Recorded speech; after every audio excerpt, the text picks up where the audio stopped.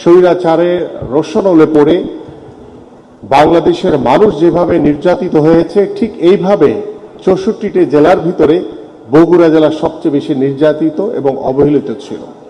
আমরা আজকে 64টি জেলায় আমরা আমাদের এই প্রযুক্তির বাস্তবায়নের জন্য যে উদ্বোধন করতে যাচ্ছি, আমরা চাই যে একযোগে আজকে বগুড়া থেকে শুরু করে 64টি জেলায় আমরা উদ্বোধন করব। ইতিমধ্যে আমাদের উদ্বোধন করেছেন। আমাদের বর্তমান সরকারের প্রধান লক্ষ্য হচ্ছে কর্মসংস্থান এবং প্রত্যেকটি যুব এবং যুব নারীকে স্বনির্ভর করা এবং তারা যাতে দেশে বিদেশে কর্মসংস্থান নিশ্চিত করে আমরা যাতে তাদের মাধ্যমে বৈদেশিক মুদ্রা অর্জন করতে পারি, সেটাই হচ্ছে আমাদের এই প্রযুক্তির আজকের বাস্তবায়নের প্রধান লক্ষ্য।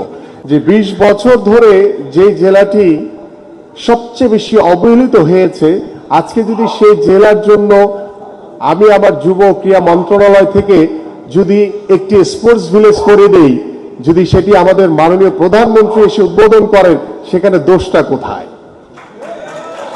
আজকে আমাদের বর্তমান সরকার আমরা 10টি স্পোর্টস ভিলেজ এই অর্থ বছরে করার সিদ্ধান্ত নিয়েছি এবং আমাদের মাননীয় প্রধানমন্ত্রী ইতিমধ্যে সেই নির্দেশনা আমাদেরকে প্রদান করেছেন। আমরা আশা করছি যে বগুড়া সহ আমাদের যে 8টি বিভাগ রয়েছে এবং 2টি অঞ্চল আমাদের ফরিদপুর এবং কুমিল্লাতে, এই 2টি অঞ্চল সহ আমরা 10টি স্পোর্টস ভিলেজ আমরা এই অর্থ বছরে কার্যক্রম শুরু করব ইনশাআল্লাহ।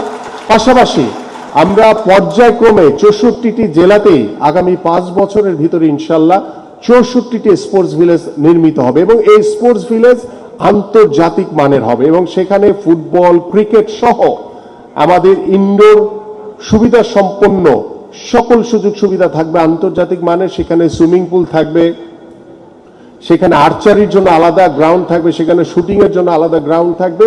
মানে আমরা বর্তমান সরকার এই যে 5 মাস, আমরা এখনো 6 মাস শেষ করতে পারি নাই, 5 মাসের ভিতরেই আমাদের ক্রীড়া জগতের খেলোয়াড়দেরকে পেশাগত স্বীকৃতি বাবদ ক্রীড়া ভাতা প্রদান কার্যক্রম ইতিমধ্যে শুরু হয়েছে।